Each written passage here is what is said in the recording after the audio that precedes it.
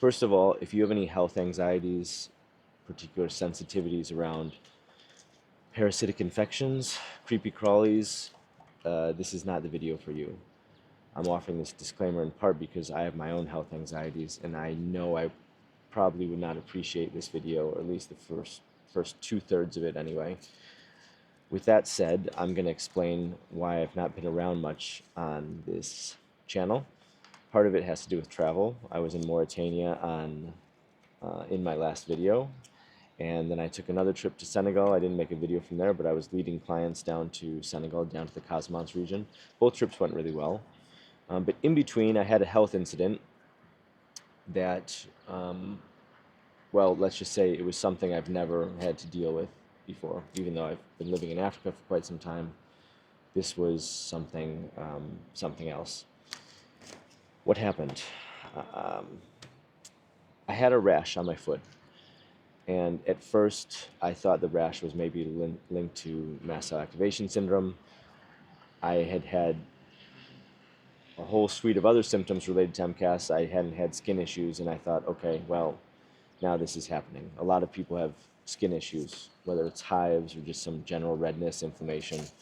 And I had this rash, and it was kind of like this line with some redness around it, and it really started itching, like painful itching like I really haven't known before.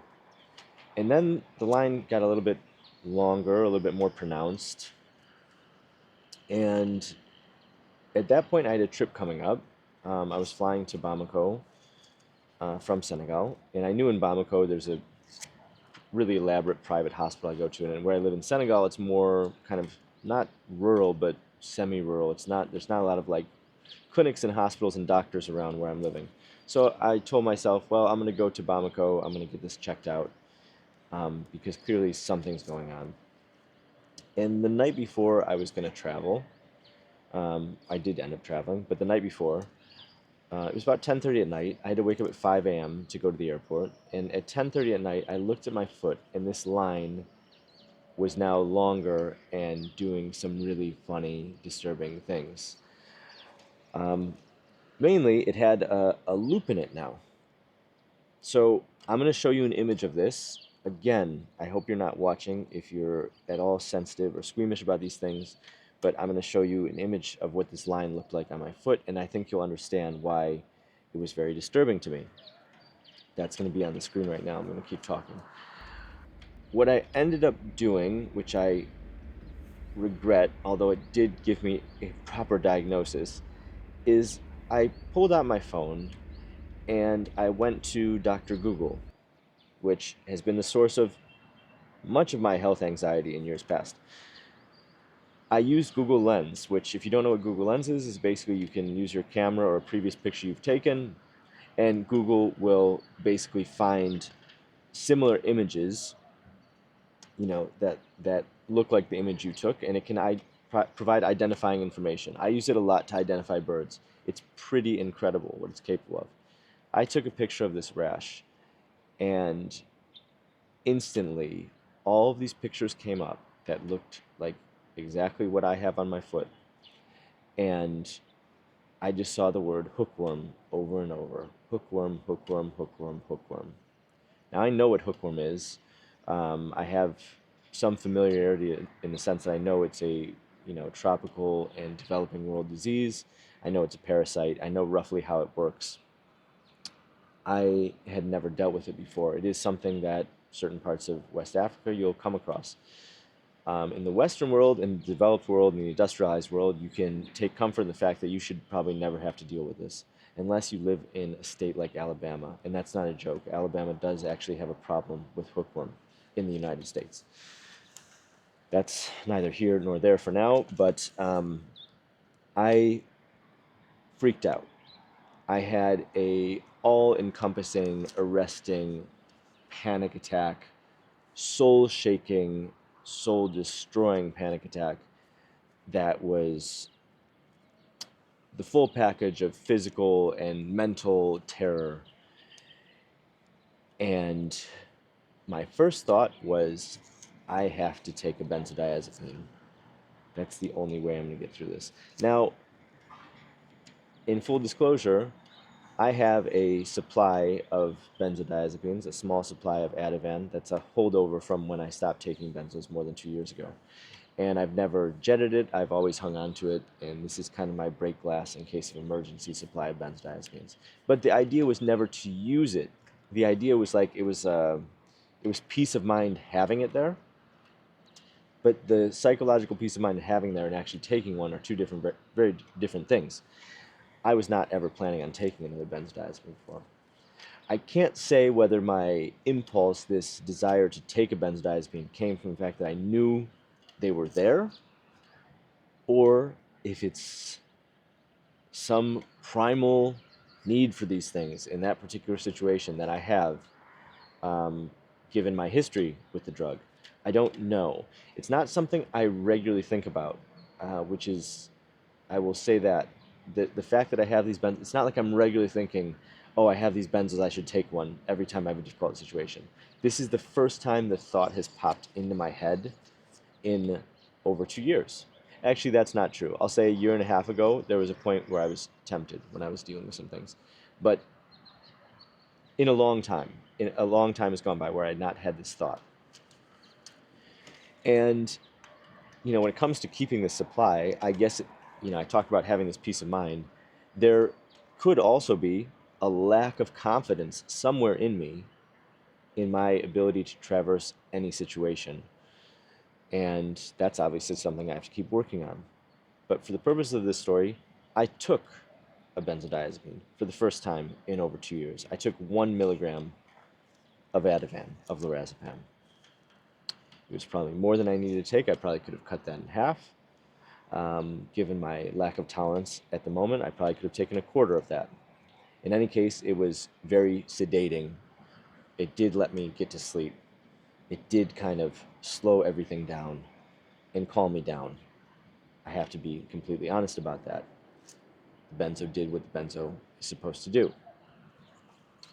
Now, keep in mind, the anxiety didn't completely disappear. I knew I had a worm inside of me. I knew I had this foreign life form that's not supposed to be there, even though it wants to be there, that my body does not want to be there. It was inside of me. The anxiety around that didn't completely go away. Now I had an additional layer of anxiety because I was also beating myself up over the fact that I took a benzodiazepine, something I never wanted to do again. I woke up the next day feeling pretty awful about myself for having taken the benzodiazepine, and I was also still freaking out about this thing that was inside of me. I don't even know, at that point, I didn't know if it was still in my foot. The idea with a hookworm is that it makes its way up to your lungs and then tries to switch over to your GI tract, get down into your intestines, and that's where it takes up residence. So I didn't know if it was even still in my foot. The rash can be residual. It could have already moved on from there. This thought was terrifying. The fact that every second that went by that I wasn't actively treating this thing, who knows what this thing was doing inside of my body. Terrified. Also, there was some background anxiety about the fact that I had to get on an airplane with this thing. If you watch some of those previous videos, you know kind of my history with airplanes. I had akathisia on an airplane at one point, if you can imagine that.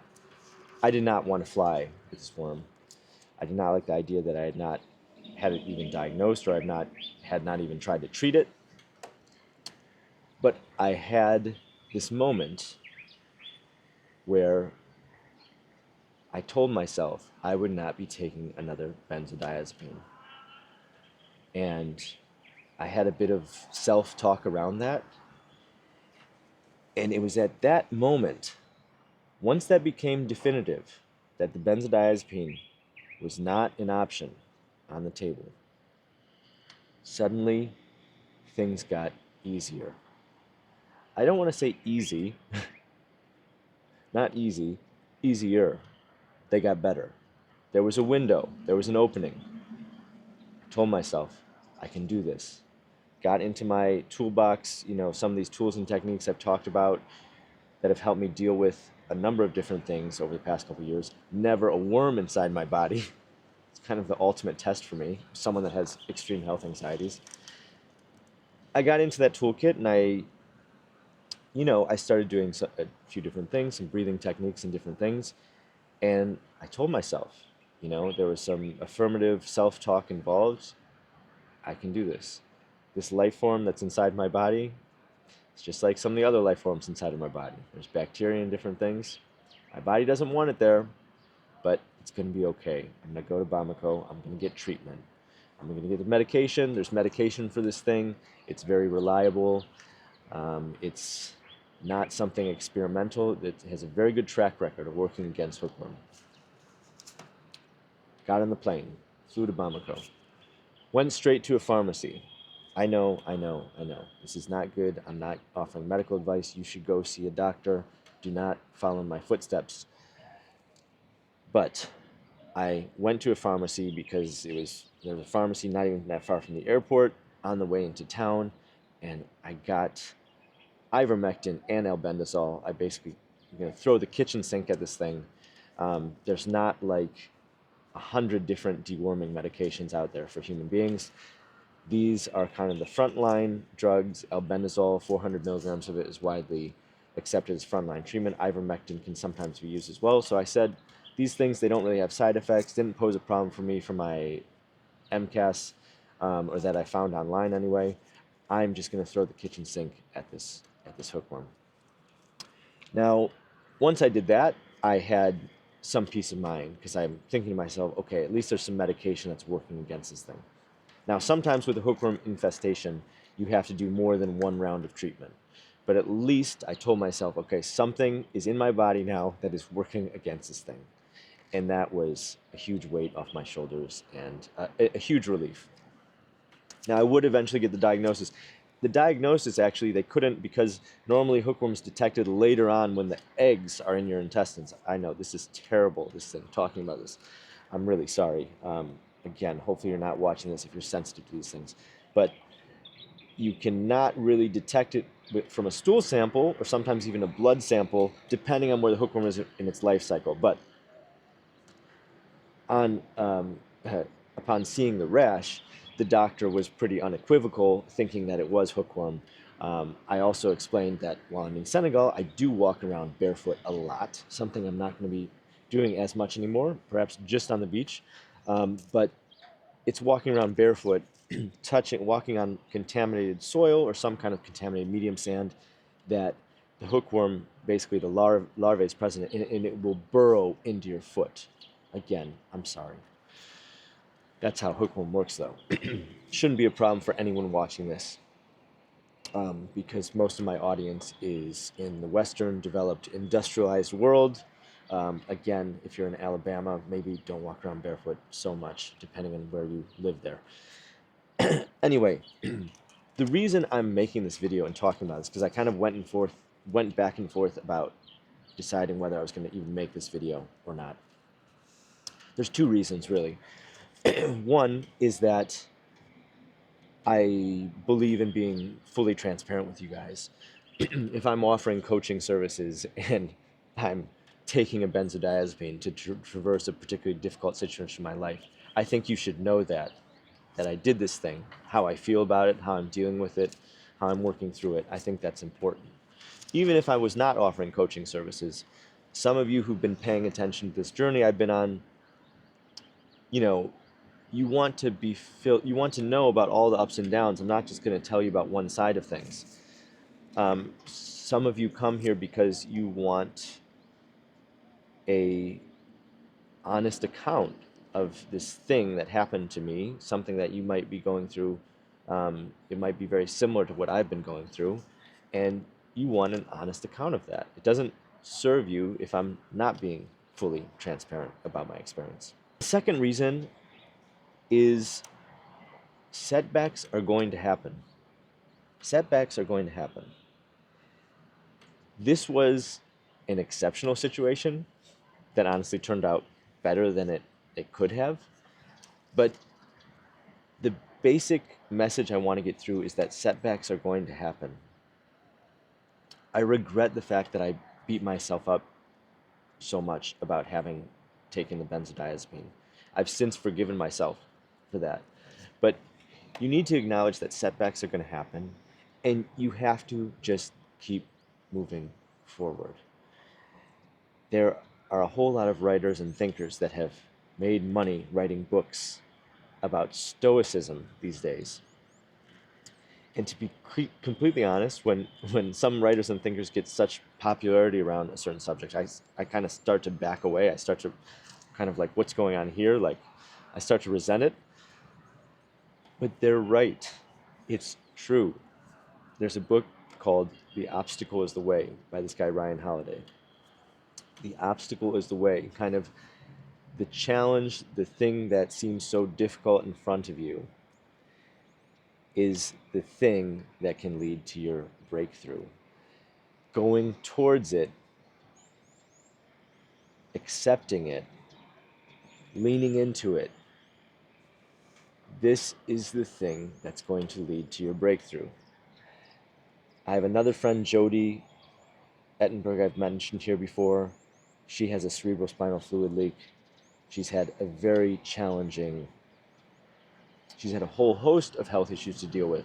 But this cerebrospinal fluid leak has made her basically immobile. She can stand for 20, 30 minutes at a time before her brain starts to sag in her skull for lack of enough fluid to support it, leading to completely debilitating headaches and migraines. She has a phrase, the only way out is through. It's a similar sentiment. I like hers a little bit better, actually. I think she should copyright that if she can. The only way out is through. Now, hearing things like this, these kind of mantras, if you're in the thick of it, if you're in the middle of symptoms right now, it might not resonate with you. If that's you, I acknowledge you, and I'm here to listen to you. Send me an email, write me a comment here, and I will get back to you. I'm here to listen to you. That mantra may be more relevant to someone that's a bit further along in their journey, that maybe is still dealing with symptoms, but they're in a windows and waves pattern, and they can't quite get their traction. And as I mentioned in a previous video, there may come a point where you need to take a chance on something, and you need to lean into something that seems difficult or even impossible, because that thing might be able to provide you with a breakthrough. I'm not suggesting you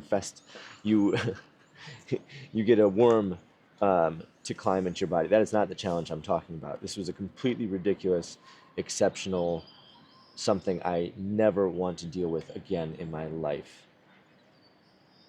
But it was a challenge. I got kind of blindsided by it, blindsided to the point that I took a benzodiazepine as a result. But the whole experience, I think, has now set me up better for the future. Everyone going through life, we're climbing uphill, it seems like almost all the time. And then you get to a plateau every now and then. And there's a part of you that thinks it should just be smooth sailing from here on out. And for normal people, this might be getting to a point in their career or with their family or with their living situation. Now it's going to be smooth sailing. No. In not too much time, you're going to have another bit to climb up.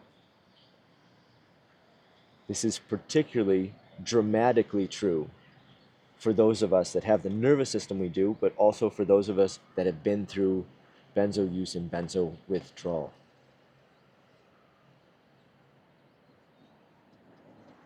The climbing bits for us are steeper. The plateaus are smaller and shorter. But once you accept and go towards the steep bits that are in front of you, it actually becomes easier. It's a paradox. It doesn't make sense, but it's true.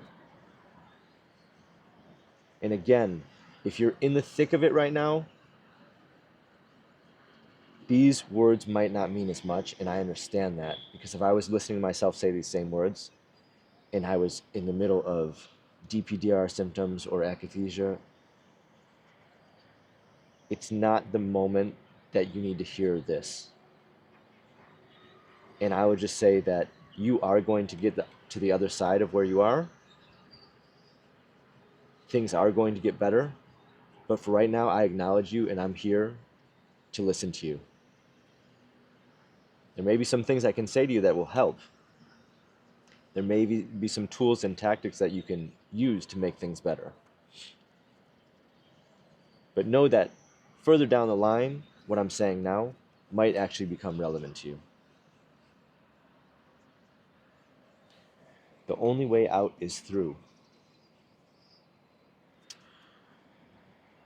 Well, I'm going to start my day. I've been on the roof up here since sunrise, and it's probably getting close to 8 o'clock now.